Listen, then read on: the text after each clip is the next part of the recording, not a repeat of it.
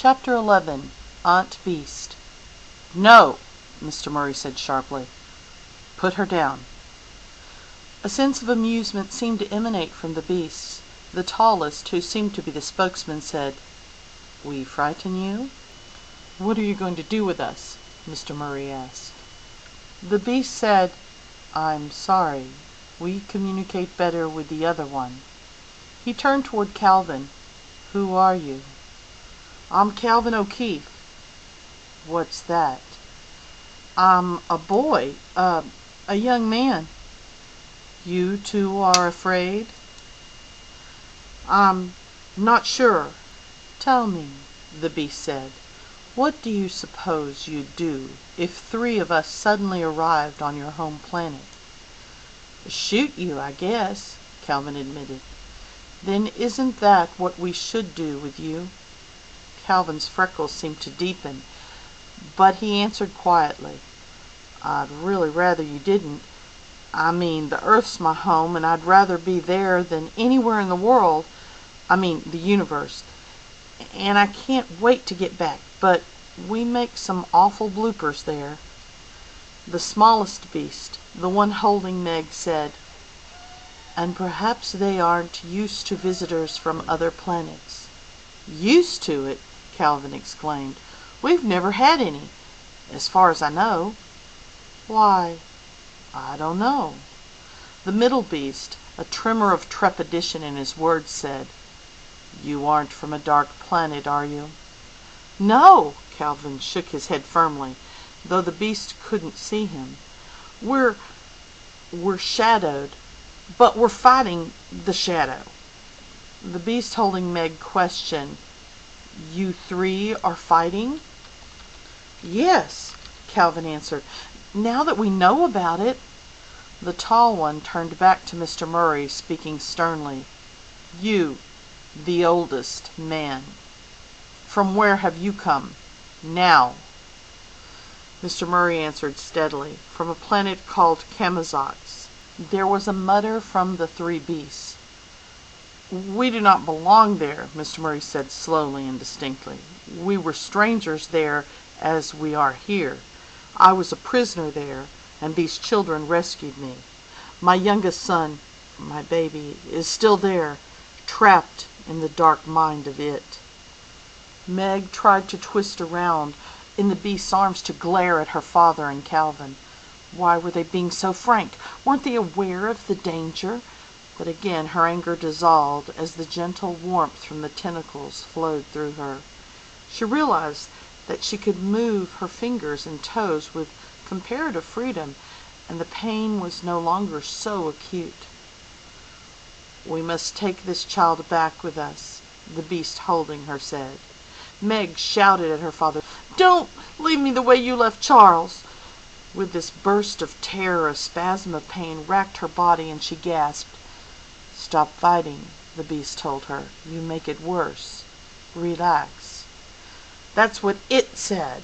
Meg cried. "Father! Calvin, help!" The beast turned toward Calvin and Mr. Murray.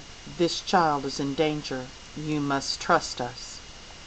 "We have no alternative," Mr. Murray said. "Can you save her?" "I think so." "May I stay with her?" "No. But you will not be far away. We feel that you are hungry, tired, that you would like to bathe and rest, and this little— what is the word?" The beast cocked its tentacles at Calvin. "Girl," Calvin said. "This little girl needs prompt and special care. The coldness of the—what is it you call it? The black thing?" "The black thing, yes.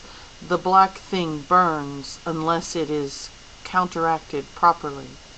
The 3 beasts stood around Meg, and it seemed that they were feeling into her with their softly waving tentacles. The movement of the tentacles was as rhythmic and flowing as the dance of an undersea plant, and lying there, cradled in the 4 strange arms, Meg, despite herself, felt a sense of security that was deeper than anything she had known since the days when she lay in her mother's arms in the old rocking chair and was sung to sleep. With her father's help, She had been able to resist it. Now she could hold out no longer.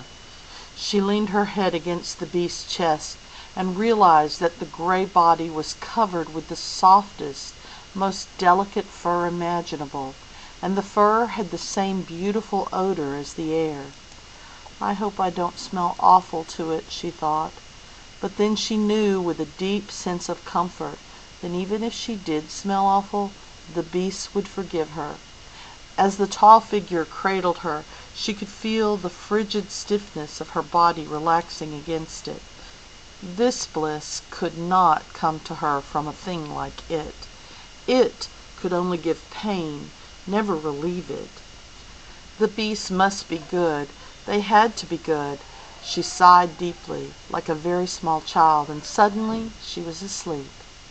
When she came to herself again, there was in the back of her mind a memory of pain, of agonizing pain. But the pain was over now, and her body was lapped in comfort. She was lying on something wonderfully soft in an enclosed chamber. It was dark. All she could see were occasional tall moving shadows, which she realized were beasts walking about. She had been stripped of her clothes, and something warm and pungent was gently being rubbed into her body. She sighed and stretched and discovered that she could stretch. She could move again. She was no longer paralyzed, and her body was bathed in waves of warmth. Her father had not saved her. The beasts had. "So you are awake, little one." The words came gently to her ears. "What a funny little tadpole you are. Is the pain gone now?" "All gone." "Are you warm and alive again?" "Yes, I'm fine." She struggled to sit up. "No, lay still, small one. You must not exert yourself as yet. We will have a fur garment for you in a moment, and then we will feed you. You must not even try to feed yourself. You must be as an infant again. The black thing does not relinquish its victims willingly." "Where are Father and Calvin?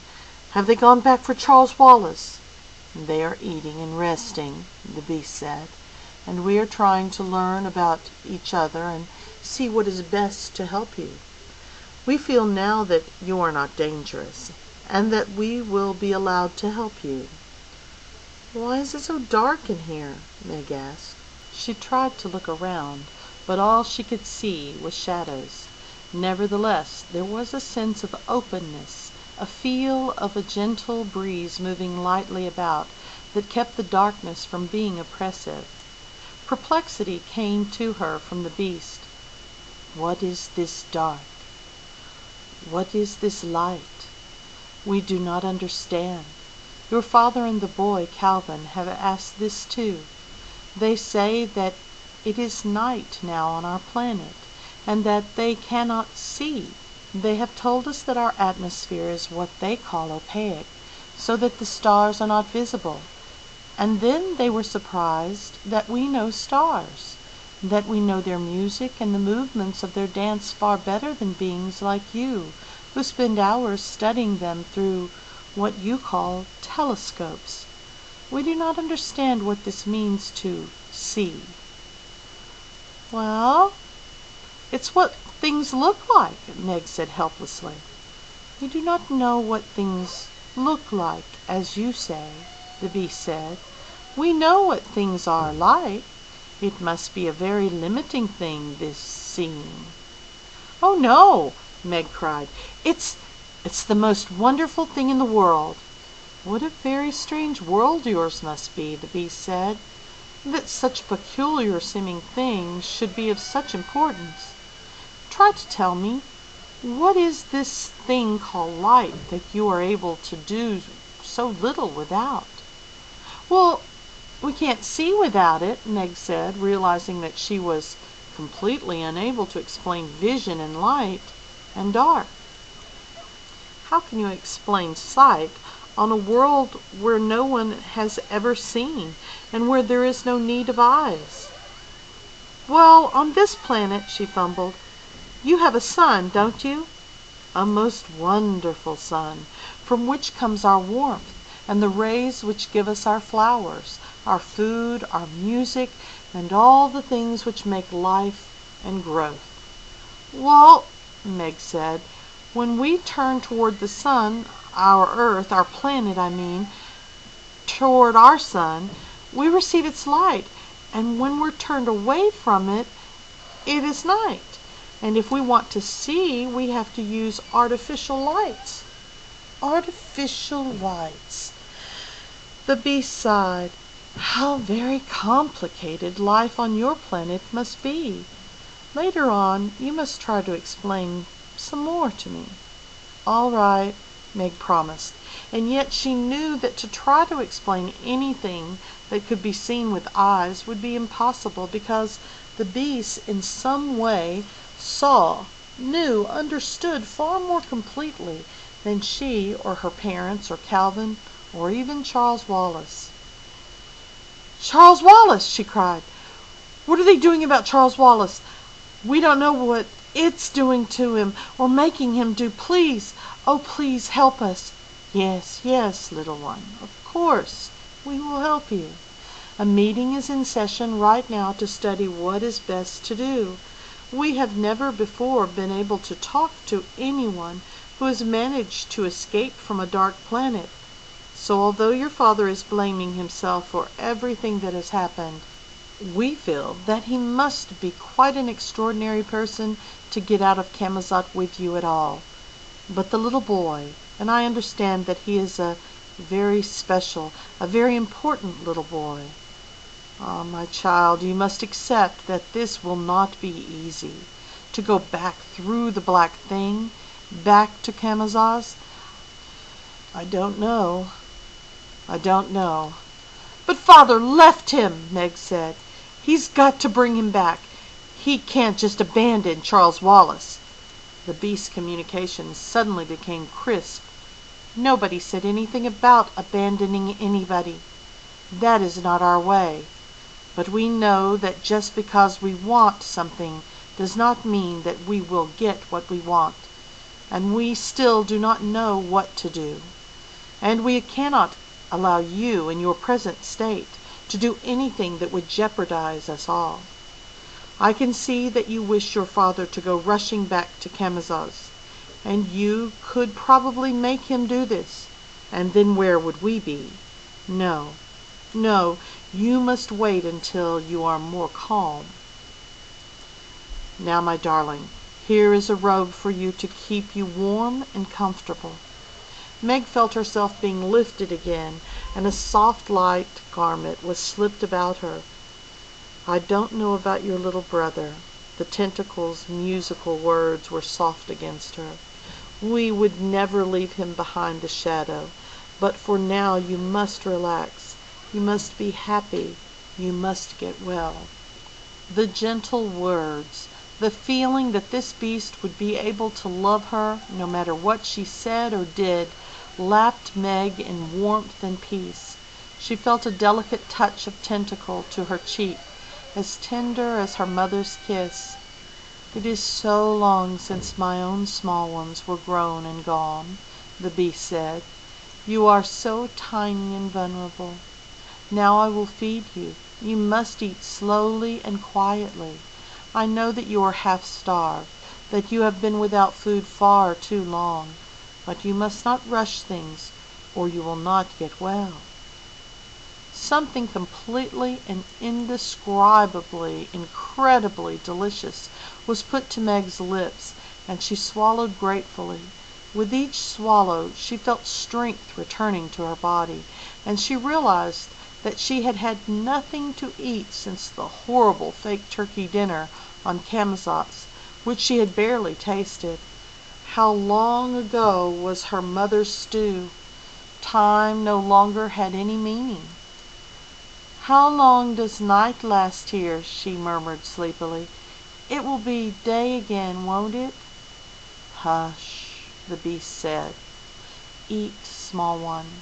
During the coolness which is now, we sleep.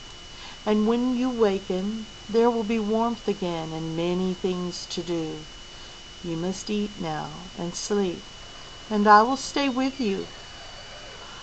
"What should I call you, please?" Meg asked. "Well, now, first, try not to say any words for just a moment.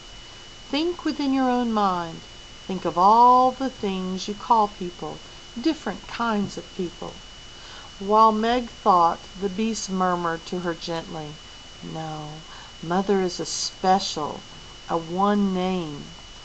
And Father you have here, not just friend, nor teacher, nor brother, nor sister. What is acquaintance? What a funny, hard word. Aunt, maybe. Yes, perhaps that will do.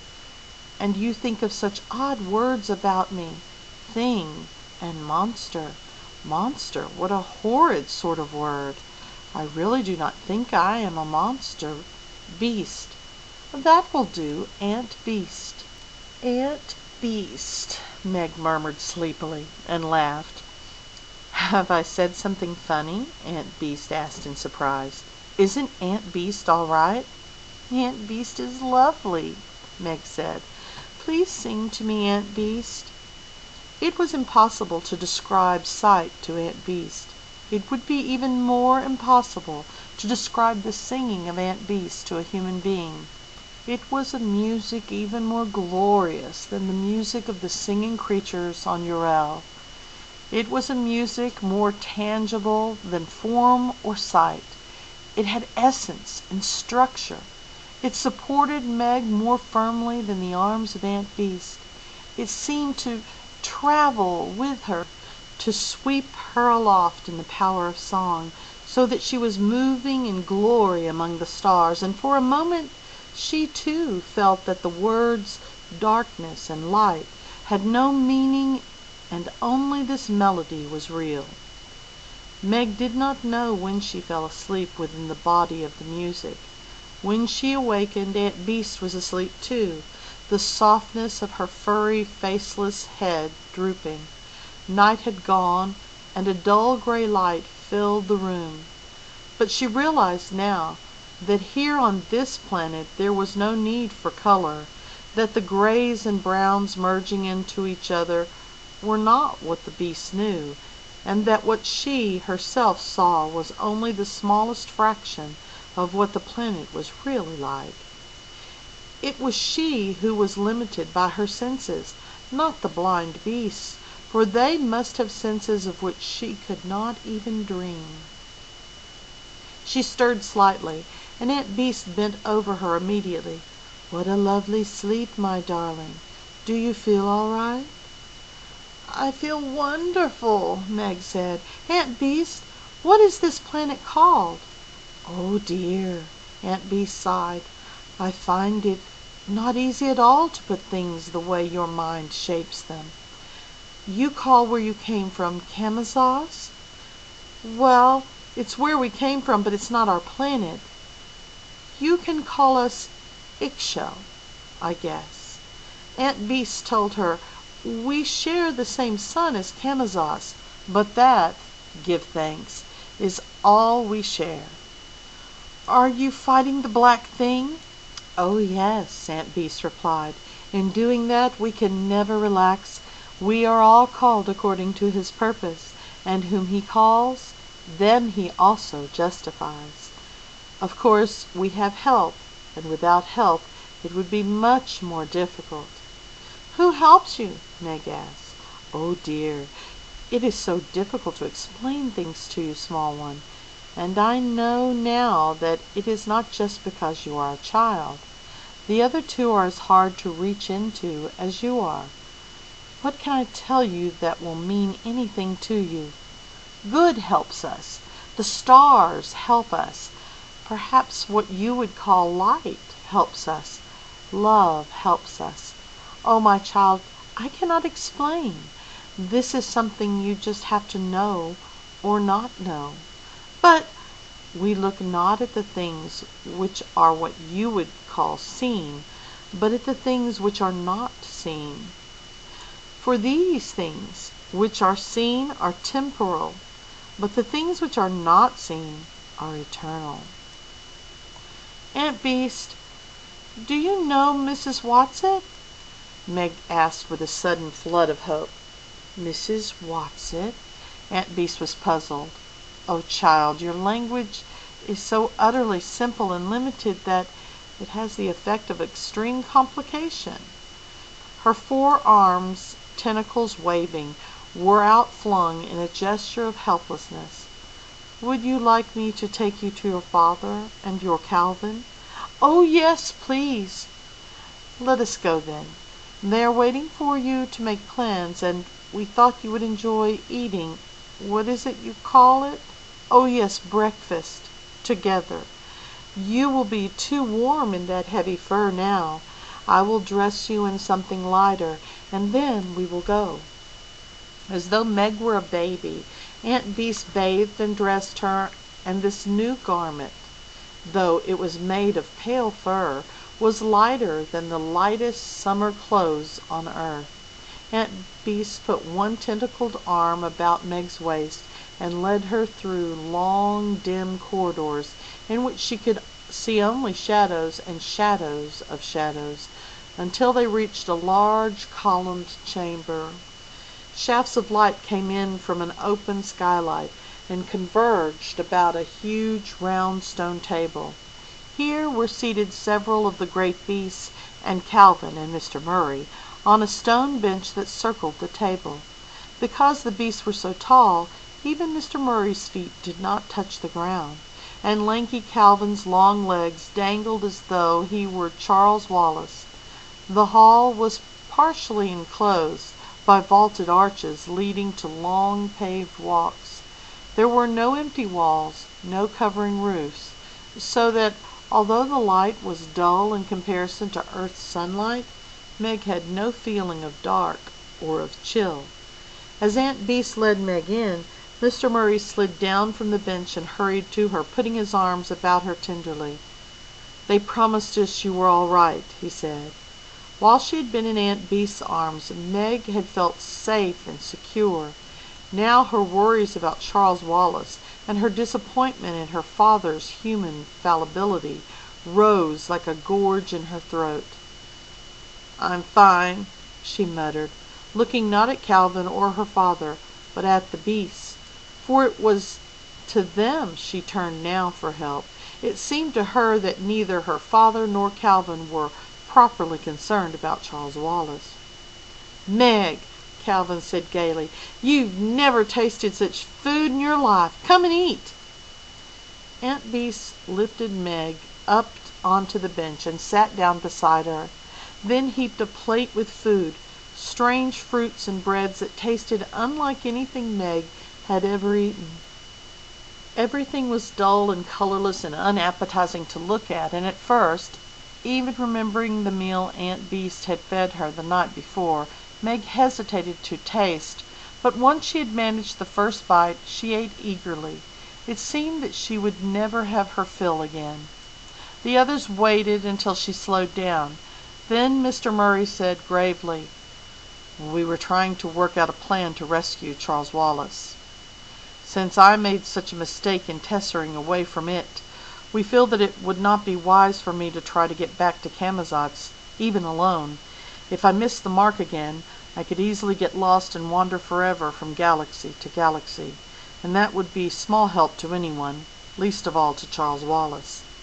Such a wave of despondency came over Meg that she was no longer able to eat. "Our friends here," he continued, "feel that it was only the fact that I still wore the glasses your Mrs. Who gave you that kept me within this solar system. Here are the glasses, Meg, but I'm afraid that the virtue has gone from them, and now they are only glasses. Perhaps they were meant to help only once, and only on Camazotz. Perhaps it was going through the black thing that did it." He pushed the glasses across the table at her. "These people know about tessering," Calvin gestured at the circle of great beasts, "but they can't do it onto a dark planet. Have you tried to call Mrs. Watson?" "Not yet," her father answered. But if you haven't thought of anything else, it's the only thing to do. Father, don't you care about Charles at all?" At that Aunt Beast stood up, saying, "Child," in a reproving way. Mr. Murray said nothing, and Meg could see that she had wounded him deeply. She reacted as she would have reacted to Mr. Jenkins. She scowled down at the table, saying, "We've got to ask them for help now. You're just stupid if you think we don't." Aunt Beast spoke to the others. "The child is distraught. Don't judge her harshly. She was almost taken by the black thing. Sometimes we can't know what spiritual damage it leaves, even when physical recovery is complete." Meg looked angrily around the table. The beast sat there silent, motionless. She felt that she was being measured and found wanting. Calvin swung away from her and hunched himself up. "Hasn't it occurred to you that we've been trying to tell them about Our Ladies? What do you think we've been up to all this time? Just stuffing our faces? Okay, you have a shot at it." "Yes, try, child." Aunt Bee seated herself again and pulled Meg up beside her. "But I do not understand this feeling of anger I sense in you. What is it about? There is blame going on, and guilt. Why?" "Aunt Beast, don't you know?"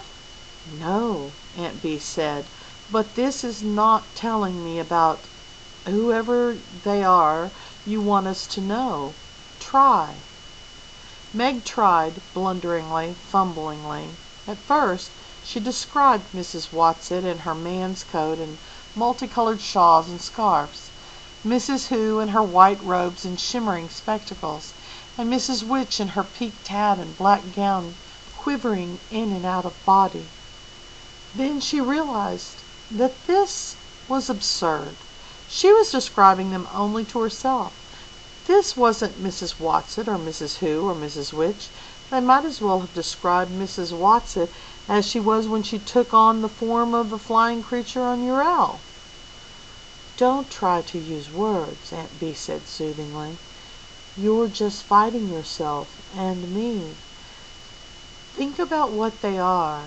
This look doesn't help us at all." Meg tried again, but she could not get a visual concept out of her mind. She tried to think of Mrs. Watson explaining tessering. She tried to think of them in terms of mathematics. Every once in a while she thought she felt a flicker of understanding from Aunt Beast or one of the others, but most of the time all that emanated from them was gentle puzzlement. "Angels!" Calvin shouted suddenly from across the table. "Guardian angels!"